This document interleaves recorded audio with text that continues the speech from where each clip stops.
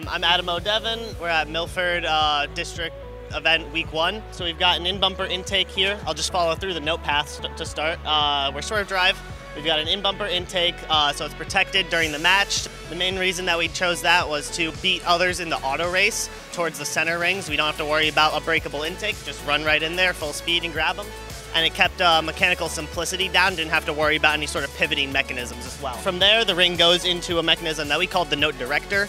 It's essentially like a sorter. It sends the ring either to our shooter or up to our amp mechanism. The amp mechanism here is on an elevator that's angled, so it comes up like that. And once that has the ring, it can score it vertically out. The main reason we went with that was to optimize the amount of time the ring had to travel before the robot could drive away from the amp.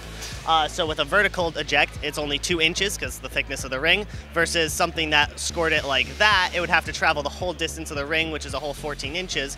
So we thought this would be inherently faster, so we could optimize it a little more. For a shooter, it's mounted on a pivot to allow us to get different angles. Right now we've got our subwoofer shot and our podium shot tuned in. We haven't quite gotten the line shot from farther away, but we're hoping to get there for our next event. And it's just two rollers on each side, top and bottom, propelling it out up into the speaker. And then we got our climber, which is the last mechanism on the robot.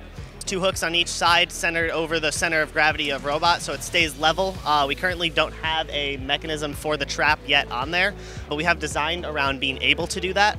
So the level robot plus the elevator getting up to height allows us to eventually design a mechanism to mount on top of that elevator that'll score into the trap. We've had a few hiccups with our build space, but overall it's been pretty good.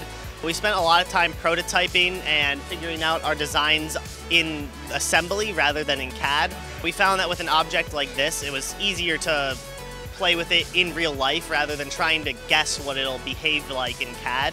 And we generally tend to have a stronger assembly and fabrication team than design team. We're happy with this performance. We've had a couple small issues that we've been able to repair in between all our matches. So we're pretty happy with it. It's been stable. We're happy to be here. We'll next be at Muskegon. That's our other district event we're doing. We're only doing 2 this year.